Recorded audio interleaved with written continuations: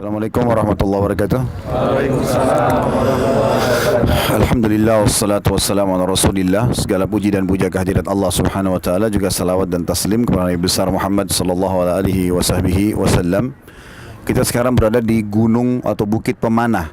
Disilakan dengan Bukit Pemanah karena Nabi sallallahu alaihi wasallam pada saat terjadi perang Uhud di tahun 3 Hijriah di hari Sabtu, pada saat orang-orang Quraisy berusaha untuk menyerang Madinah setelah mereka merasa terpukul dan tersakiti tahun 2 Hijriah, setahun sebelumnya dikalahkan di perang Badr. Dan di waktu itu pasukan muslimin 314 orang mengalahkan 1000 pasukan Quraisy, dan hampir seluruh tokoh-tokoh besar mereka meninggal terbunuh kecuali sebagian kecil. Yang sempat selamat Abu Sufyan karena tidak ikut berperang, dan memang tinggal dia sendiri yang dituakan, sisanya adalah anak-anak muda. Di tahun 3 Hijriah ini mereka masuk ke atau mendatangi kota Madinah. Tepatnya di depan kita ini, di depan saya, ini adalah arah kota Madinah. Di zaman dulu ini kota Madinah ini. Dan di sini dulu ada pintu gerbang. Ada pintu gerbang besar seperti benteng ya. Jadi lokasi kita sekarang ini di luar daripada pintu gerbang. Perbatasannya adalah lembah yang ada di depan, yang ada jembatan itu perbatasannya. Di sebelah kiri saya ini Gunung Uhud yang sudah saya jelaskan tadi di bus. Ini Gunung Uhud dan dia cukup besar lingkarannya ya, dan salah satu dari gunung-gunung surga. Serta di sebelah kanan saya ada gunung, lihat ada bangunan di atas gunung enggak? Ya, itu Istana Raja. Kalau raja-raja Saudi datang ke Madinah, maka mereka tinggal di sana. Dan kalau ditarik garis lurus ke arah sana, kita akan temukan di sana adalah kota Mekah. Nah, berarti secara peta pasukan Quraisy datang dari arah sana sampai tiba di lokasi parkiran di bawah kita ini. Tujuan mereka adalah ingin menyerang Madinah. Dan Madinah pintu bentengnya ada di depan sini tadi, sebagaimana saya katakan ya. Itu tepatnya terjadi di hari Sabtu tahun 3 Hijriah. Dan pada saat itu Nabi SAW mendapatkan informasi wahyu kalau Quraisy sudah keluar. Jadi bukan baru mau membentuk pasukan, tapi sudah keluar dan sudah mendekati Madinah. Maka Nabi SAW bermusyawarah dengan para sahabat. Ini ada kejadian seperti ini. Quraisy mau keluar. Bagaimana pendapat kalian? Ada di antara sahabat yang mengatakan, ya Rasulullah, kita keluar saja lawan. Ya, terutama yang mau keluar melawan ini, yang belum sempat ikut di perang Badar.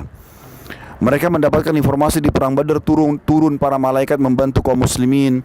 Mereka dapatkan informasi para syuhada yang meninggal, Nabi SAW jamin bagi mereka surga. Tokoh-tokoh Quraisy terkalahkan, banyaknya ghanimah, harta rampasan perang didapatkan. Maka mereka termotivasi ingin juga berperang. Maka kelompok ini mengatakan, ya Rasulullah, kita keluar saja hadapin. Ada juga kelompok yang mengatakan tidak, kita tinggal aja di Madinah dalam benteng, karena Quraisy sudah dekat. Kalau dalam benteng Quraisy nggak bisa buat apa-apa. Kalau mereka mengepung, kita lemparin anak panah, lemparin tombak, selesai, gitu kan? Termasuk pendapat yang kedua ini didukung oleh Nabi SAW. Nabi sendiri maunya begitu. Udah kita di benteng Madinah aja, nggak usah keluar. Tapi karena banyaknya sahabat yang ingin sekali keluar, akhirnya Nabi SAW menerima pendapat mereka. Tapi Nabi ingatkan, Nabi mengatakan, saya telah bermimpi semalam. Saya melihat ada retakan di pedang saya. Lalu saya melihat ada sapi yang disembeli, dan saya melihat saya masuk ke dalam sebuah benteng yang kokoh. Maka para sahabat mengatakan, ya Rasulullah, apa takwil mimpi itu? Kata Nabi SAW, kalau yang pertama, ada beberapa sahabatku yang akan terbunuh, retakan pedang itu. Kemudian yang kedua, ada sapi yang disembeli, adanya kerabatku yang sangat dekat yang akan terbunuh. Dan yang ketiga, benteng yang kuat adalah kota Madinah. Tapi para sahabat terus mengatakan, ya Rasulullah, kami ingin keluar.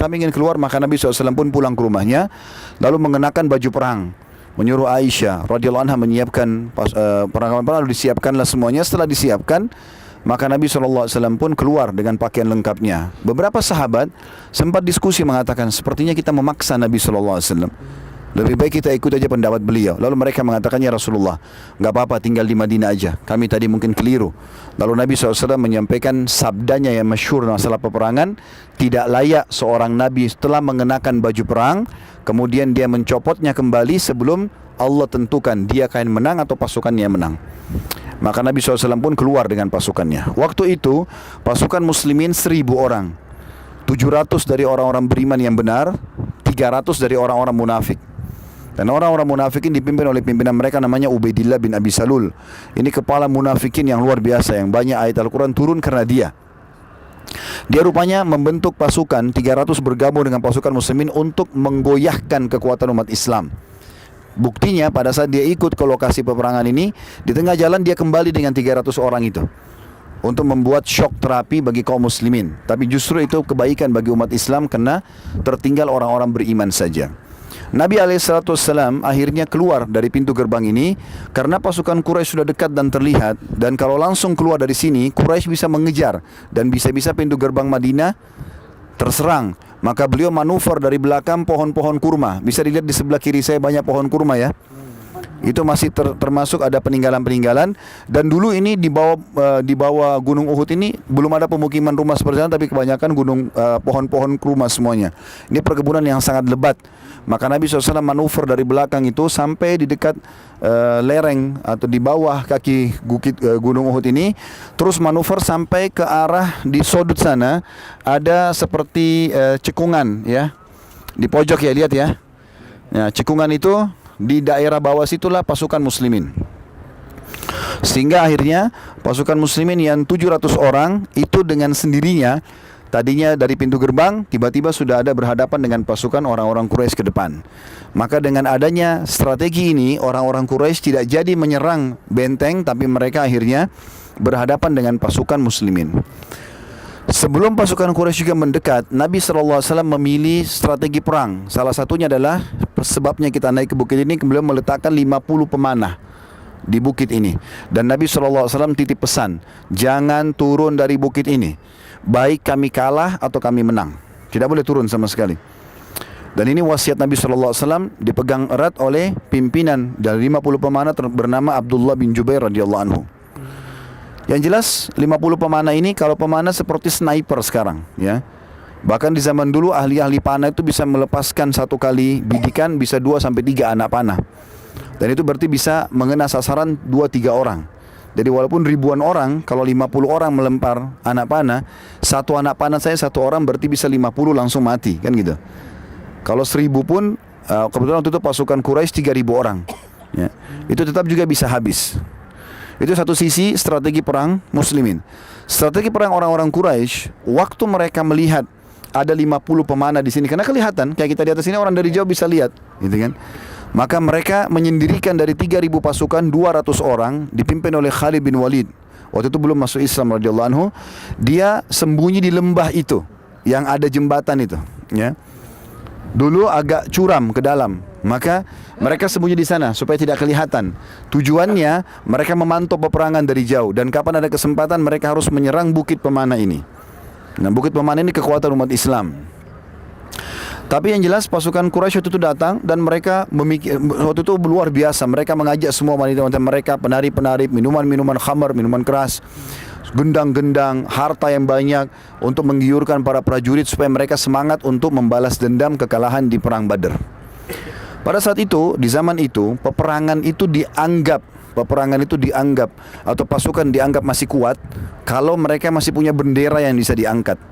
Ya. Kalaupun tinggal satu orang prajurit tapi bendera masih berdiri, berarti mereka masih kuat. Walaupun ribuan orang, kalau bendera jatuh berarti kalah. Seperti itulah. Waktu mau terjadi peperangan di perang Badar tahun 2 Hijriah, orang-orang kafir Quraisy ini dipermalukan dengan perang duel. Jadi keluar kesatria mereka lalu hadapin kaum muslimin, kalah. Terus begitu, peperangan pun kalah. Maka sekarang mereka sudah tidak mau lagi duel. Mereka mau langsung peperangan, gitu kan? Nah, pada saat itu 2.800 pasukan Quraisy melawan 650 pasukan muslim. Dari 650 ini tentu saja ada Nabi SAW di bagian belakang. Nabi SAW tidak ikut di kancah peperangan, tapi bagian belakang menginstruksikan sahabat untuk melakukan apa saja. Waktu itu ada beberapa sahabat mengambil inisiatif. Di antaranya ada 4 orang sahabat yang masyhur, Hamzah bin Abdul Muttalib, paman Nabi SAW. Ada Ali bin Abi Thalib, sepupu Nabi SAW. Ada Zubair bin Awam, sepupu juga Nabi SAW. Dan ada Asim, ya. Ini seorang sahabat Nabi juga masih punya hubungan kerabat dengan Nabi SAW. Mereka sepakat 4 orang ini untuk menyerang pemegang bendera Quraisy, dengan tujuan kalau bendera jatuh maka sebanyak apapun pasti mereka kalah. Terjadilah peperangan yang besar-besaran pada saat itu dengan percikan takbir segala macam, 650 lawan 2.800. Dan akhirnya pasukan Quraisy yang memegang bendera dari suku Abdiddar, ada 11 orang mereka sudah sepakat sampai mati harus mempertahankan bendera. Maka dibunuhlah pemegang bendera pertama oleh Hamzah. Terus pemegang bendera kedua memegang, dibunuh lagi 3, 4 sampai 11 kali jatuh, sampai 10 kali atau 11 kali jatuh. Dan ke-11 orang itu semuanya terbunuh. Semuanya terbunuh. Nah, karena semuanya terbunuh 11 orang itu, maka bendera Quraisy jatuh. Nah, pada saat jatuh tidak ada lagi yang berani mengambil karena ke-11 orang itu tergeletak semuanya jatuh di dekat bendera. Maka orang-orang Quraisy kocar-kacir pada saat itu. Mereka kocar-kacir, ditambah lagi dalam hitungan menit saja 50 pemanah melepaskan 50 anak panah, 50 anak panah, terus begitu. Dan satu orang prajurit pemegang panah itu bisa menaruh di kotaknya, di cemetinya itu sekitar 100 anak panah. Jadi dia bisa membunuh banyak sekali orang, gitu kan. Maka pasukan Quraisy hanya kocar-kacir. Kata para sahabat, di awal kancah peperangan kami menyaksikan dengan mata kepala kami pasukan Quraisy terkocar-kacir sampai mereka meninggalkan kaum wanita mereka. Biasanya orang-orang Arab itu sangat menghormati kaum wanita. Mereka tidak akan mungkin meninggalkan sampai mereka mati semuanya. Tapi ini saking kocar-kacirnya sampai para wanita mereka pun tertinggal dan tidak bisa melarikan diri lagi, dan seluruh harta ditinggalkan. Maka muslimin, ada yang 650 orang pasukan ini, sebagian besar itu pergi menyerang, mengejar untuk menjadikan mereka tawanan perang. Ya, sekitar 40-50 orang sibuk mengumpulkan harta rampasan perang, pedang, perisai, segala macam. Dan ini hukumnya dalam agama, dikumpulkan, kemudian nanti panglima perang yang akan membaginya. 1/5 dikembalikan kepada pemerintah, kalau kita sekarang zaman dulu kepada Allah dan Rasulnya. Kemudian 4/5 dibagi kepada para mujahidin. Jadi tidak boleh orang mengambilnya, karena mengambil harta rampasan perang tanpa izin panglima perang ini berarti pencurian dan pengkhianatan. Ada seseorang pernah mati, terbunuh, kena panah.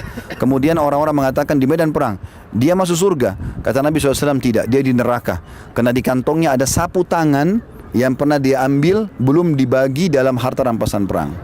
Jadi nggak boleh diambil sama sekali. Ringkas cerita adalah pada saat itu rupanya yang 50 pemanah di sini ada 43 orang tergoda untuk ikut mengumpulkan harta rampasan perang.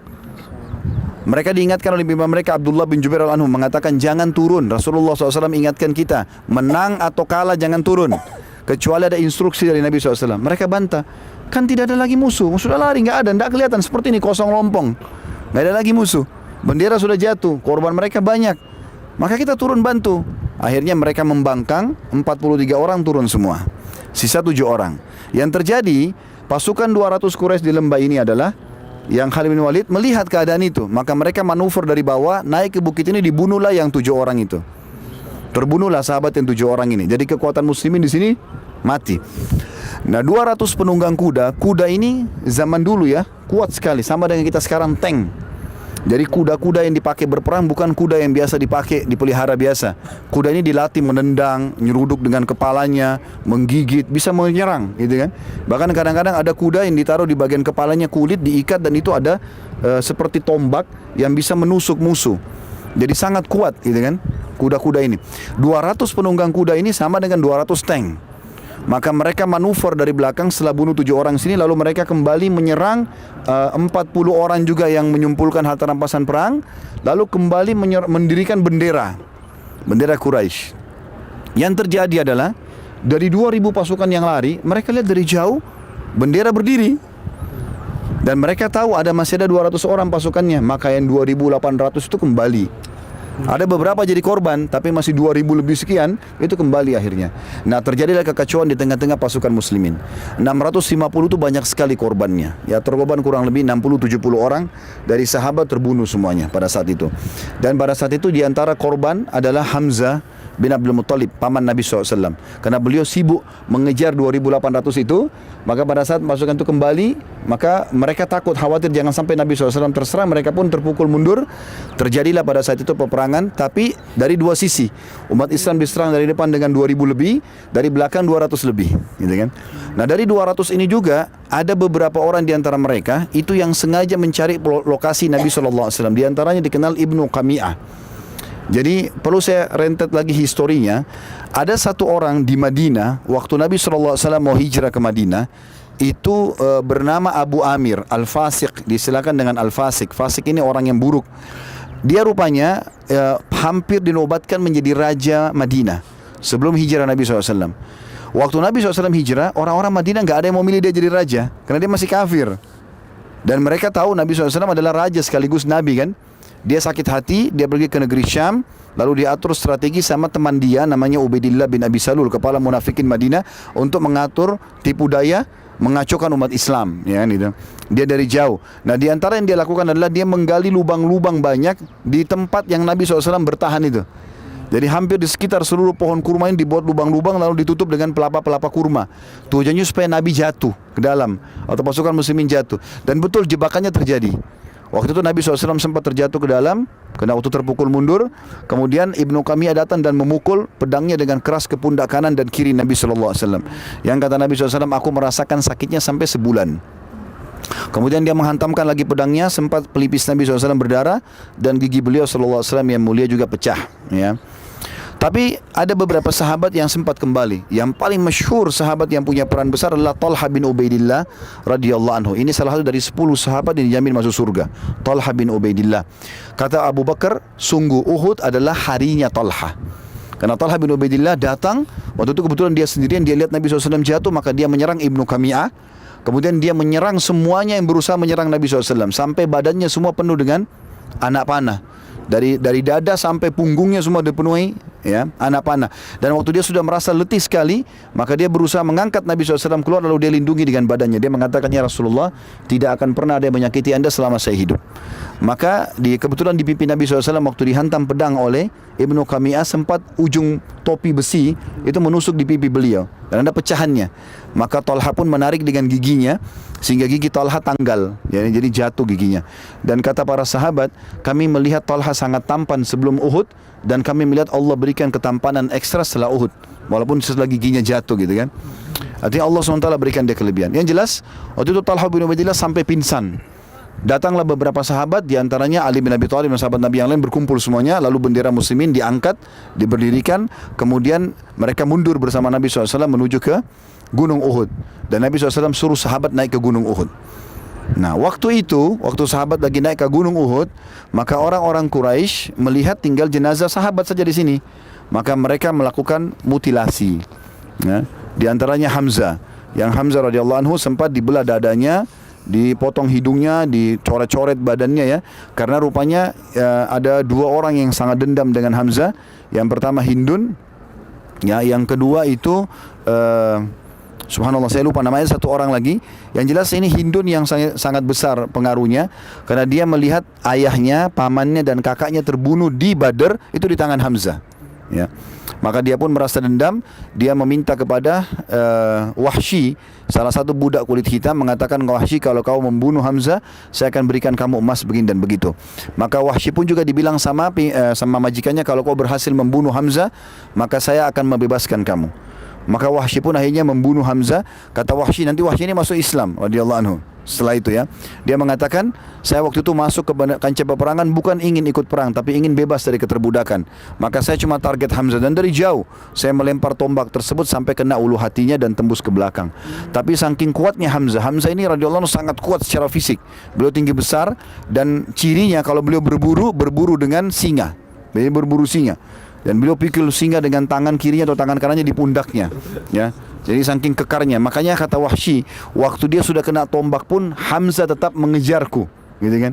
Dan aku yakin aku akan dibunuh di tangannya, padahal tombak itu melekat di ulu hatinya, tembus ke belakang. Tapi karena subhanallah kuatnya tekanan tersebut, sampai akhirnya Hamzah jatuh terbunuh mati syahid radhiyallahu anhu pada saat mendekati Wahsy. Pada saat itu teman-teman sekalian terjadilah beberapa orang yang dimutilasi dan beberapa syuhada Uhud. Kita akan datangi tempat mereka, itu di belakang kita sebelah kanan. Kalau lihat kotak, kalau yang teman-teman di sana tidak kelihatan, nanti kita turun ke bawah sebentar, ada kotak dibuat oleh kerajaan Saudi. Tentu tidak ditentukan di mana titik kuburannya, karena sahabat berserakan di situ. Syuhada Uhud semuanya ditaruh di situ.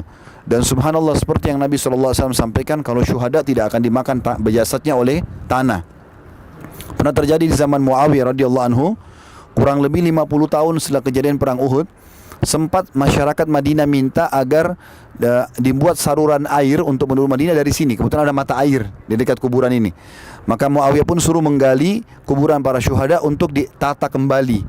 Waktu mereka gali, mereka masih mengenal, karena Muawiyah mengenal Hamzah, mengenal para sahabat. Ini para sahabat masih hidup. Maka digalilah, mereka temukan jenazah mereka masih utuh. Ya, bahkan kaki Hamzah radhiyallahu anhu sempat tersentuh dengan kampak dan mengeluarkan darah. Ya. Kemudian juga ada sahabat yang mulia di sini mati syahid selain Hamzah. Hamzah tentu adalah pemimpin syuhada. Ya. Kemudian ada juga Abdullah bin Haram radhiyallahu anhu. Ini orang yang sangat mulia, jarang orang mengetahui kisahnya. Tapi dia sudah bertekad dan minta sama Allah di malam sebelum terjadi Uhud, saya ya Allah, jangan kau kembalikan saya kecuali dalam keadaan syahid. Maka dia pun terbunuh. Orang pertama terbunuh di perang ini, dia dengan iparnya namanya Amr bin Jamuh. Dua-duanya terbunuh mati syahid. Dan kata Nabi SAW kepada anaknya Abdullah Ibn Haram, yaitu Jabir bin Abdullah radhiyallahu anhu, mengatakan, hai Jabir, dia sedih ayahnya meninggal.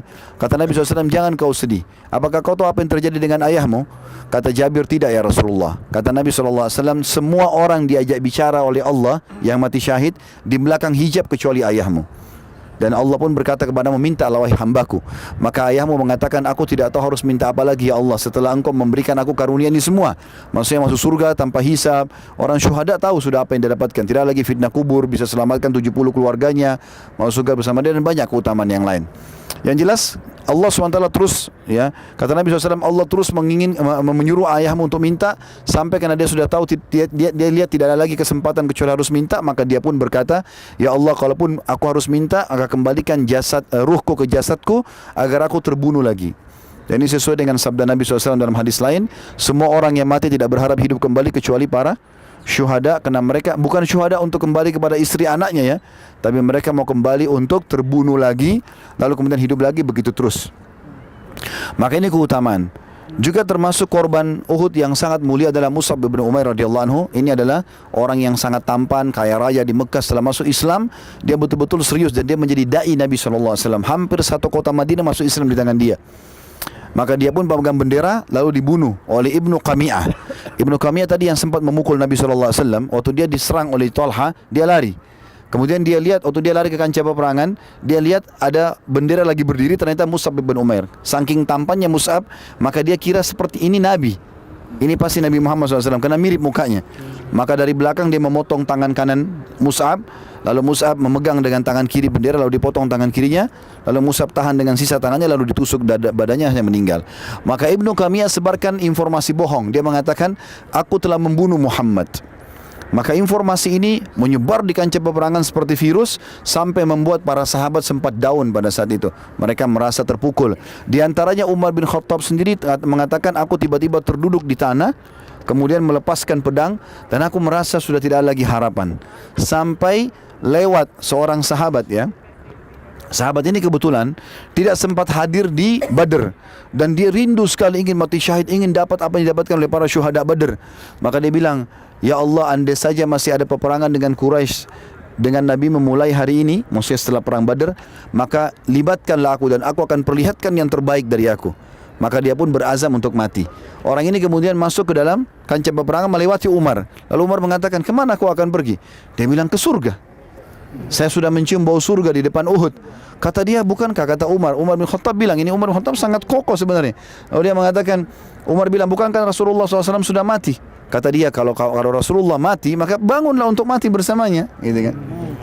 Maka akhirnya Umar pun mengatakan, tiba-tiba seperti ada semangat baru, kami pun berdiri dan kami berusaha untuk mengikutinya, tapi demi Allah kami tidak bisa mengikutinya. Dia sendirian masuk menerobos musuh, sampai selesai peperangan tidak ditemukan sepotong pun dari badannya.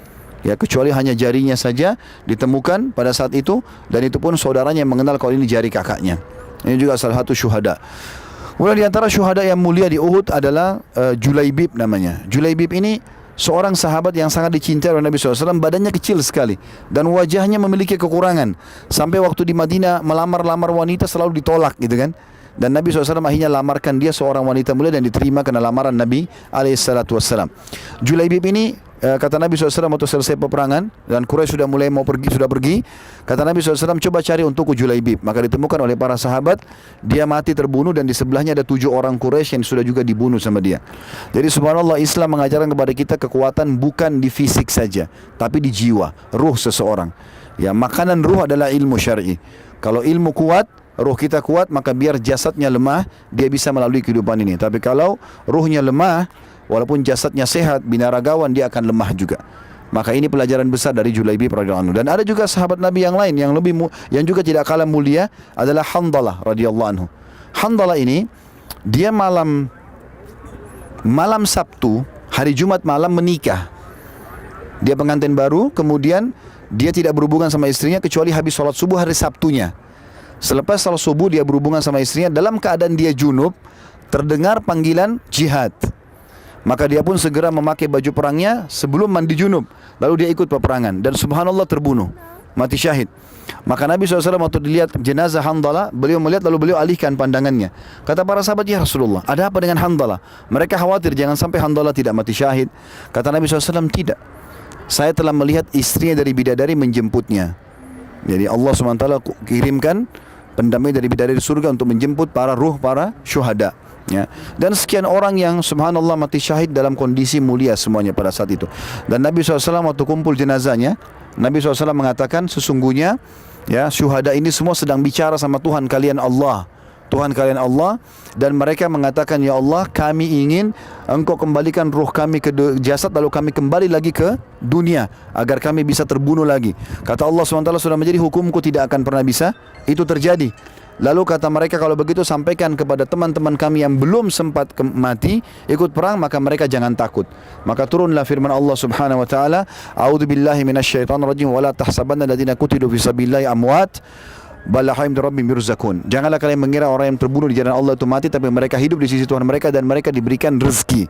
Farihina bima atahumullah min fadli, dan mereka sangat gembira terhadap apa yang Allah karuniakan kepada mereka. Wa yastabshiruna billadziina lam yalhaqu bihim, dan mereka menyampaikan berita gembira kepada orang-orang yang belum menyusul mereka. Allah khaufun 'alaihim wa lahum yahzanun, dan jangan mereka sedih juga jangan mereka takut. Maka ayat ini memberikan berita gembira kalau mereka sedang hidup di sana. Dan Nabi SAW mengatakan, aku diperlihatkan Hamzah sedang bertelekan di dipan-dipannya di surga. Di dipan-dipannya di surga. Yang jelas itu proses terjadi peperangan tadi ya. Kemudian orang-orang Quraisy setelah mutilasi, mereka mengejar muslimin di gunung tersebut. Lalu mereka mengatakan, Abu Sufyan bilang, ya, apakah Muhammad masih ada? Nabi SAW bilang, jangan ada yang jawab. Lalu mereka, Abu Sufyan mengatakan, apakah Abu Bakar masih ada? Nabi SAW bilang, jangan jawab. Apakah Umar masih ada? Nabi SAW bilang, jangan jawab. Maka Abu Sufyan mengatakan, kalau 3 orang ini sudah tidak ada, maka habislah kalian. Akhirnya Nabi SAW, Umar tidak sabar, Umar mengatakan, Muhammad masih ada, Abu Bakar masih ada, aku pun masih ada. Maka dengan kalimat ini, kata Abu Sufyan, aku kenal engkau hai Umar, dan aku lebih percaya kamu daripada Ibnu Qami'ah yang tadi sebarin gosip kalau Nabi SAW terbunuh, gitu kan. Maka akhirnya dia mengatakan, sungguh Tuhan-Tuhan kami telah menang. Maksudnya patung-patung itu. Lalu kata Nabi SAW, jawab hai Umar. Kata dia, saya jawab apa ya Rasulullah? Kata Nabi SAW, jawab bahwasanya Tuhan kami hidup dan Tuhan kalian patung, gitu kan, benda mati. Lalu syuhada kami di surga, kematian orang-orang mati kalian akan di sana, ya. Orang-orang yang mati kalian itu akan masuk ke dalam neraka. Yang jelas Abu Sufyan mengatakan, sehari buat kami dan sehari buat kalian. Kalian menang di Badar, kami menang di sini. Ya, dan ada mutilasi terjadi tapi bukan perintah saya. Jadi jangan salahin saya. Lalu kemudian orang-orang Quraisy pun pulang. Waktu mereka pulang, dikumpulkanlah para syuhada. Nabi SAW sempat nangis terisak-isak melihat pamannya Hamzah radhiyallahu anhu, dan beliau mengatakan bahwa ini adalah pimpinan para syuhada di surga. Setelah itu tentu Nabi SAW pulang ke Madinah. Waktu pulang ke Madinah, subhanallah, masuk di Madinah itu hari Sabtu malam, malam Ahad ya, karena tadi kan perang di Sabtu pagi. Waktu itu hampir semua sahabat yang 630 luka parah, termasuk Nabi SAW. Tidak ada satupun prajurit di Uhud kecuali luka, dan minimal punya 2 atau 3 sabetan pedang. Kita tahu kalau kena silet saja sudah sakit, ini sabetan pedang, jadi luar biasa sakit. Sampai ada 2 anak muda dari kepala sampai kaki luka semua, gitu kan. Umurnya 15 dan 16 tahun. Waktu itu habis sholat subuh, Nabi SAW terima wahyu, harus semua yang ikut perang kemarin kembali lagi menyerang Quraisy, dan tidak boleh orang baru. Tidak boleh orang baru. Dan ini ujian yang sangat luar biasa bagi para prajurit pada saat itu. Tidak boleh bukan pasukan baru, tapi mereka yang luka, mereka yang harus berkumpul. Maka sahabat berkumpul, ada yang ditempel kepalanya dengan daun-daun, ada yang di dadahnya, ada yang di punggungnya, ada yang dipikul, ya. Tidak boleh orang baru, harus mereka semua. Dan yang unik adalah 2 orang anak muda tadi. Adik kakak lagi tidur di ranjang, tidak bisa bangun lagi. Kemudian mereka mendengar seruan kata utusan Nabi SAW, semua yang kemarin ikut perang, tidak boleh orang baru, harus berkumpul di pintu gerbang Madinah menyerang Quraisy kembali. Maka si kakak bilang sama adiknya, ini 16 sama 15 tahun, dari kepala sampai kaki luka semua. Maka kakak mengatakan, bagaimana kita bisa mendengar seruan Nabi SAW dan kita tetap saja di sini? Kata adiknya, bagaimana kita berdiri? Luka semuanya. Kata kakaknya, saya seret kamu beberapa langkah dan kamu seret saya beberapa langkah. Maka mereka saling seret menyeret dalam umur 15-16 tahun untuk berkumpul dengan pasukan muslimin. Waktu mereka melihat itu, maka para sahabat terbakar kembali semangatnya melihat semangat dua anak muda ini. Maka mereka pun pergi menuju ke wilayah namanya Hamrat Asad. 630 orang itu semuanya berkumpul kemudian menuju ke Hamrat Asad. Orang-orang Quraisy kaget waktu mendengar berita tersebut. Mereka mencari informasi dari kepala munafik Ubaidillah bin Abi Salul di Madinah. Ini pasukan baru atau pasukan lama? Kata Ubaidillah, tidak ada satupun pasukan baru, ini pasukan lama semua. Subhanallah, gara-gara itu orang-orang Quraisy takut, karena mereka anggap orang-orang ini pasti penuh dengan dendam dan mereka akan kalah. Maka mereka pun pulang ke Mekah. Lalu Nabi SAW sempat tinggal di Hamrat Asad 3 hari untuk menunjukkan muslimin punya kekuatan. Dan Allah sebutkan ini dalam Al-Quran, kalau itu adalah kekuatan yang Allah SWT berikan. Dari gara-gara ini para sahabat besar lagi semangatnya, walaupun mereka luka, kalau ternyata mereka menang. Dan di Jazirah Arab tersebar kalau muslimin yang memenangkan peperangan, ya. Itu kurang lebih gambaran tentang masalah perang Uhud ini. Dan sampai sini saja karena sudah azan maghrib.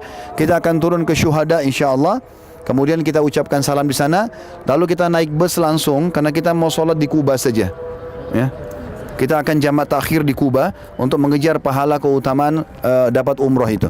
Baik, begitu saja. Subhanakallahumma bihamdika, asyhadu an la ilaha illa anta astaghfiruka wa atubu ilaik. Wassalamualaikum warahmatullahi wabarakatuh.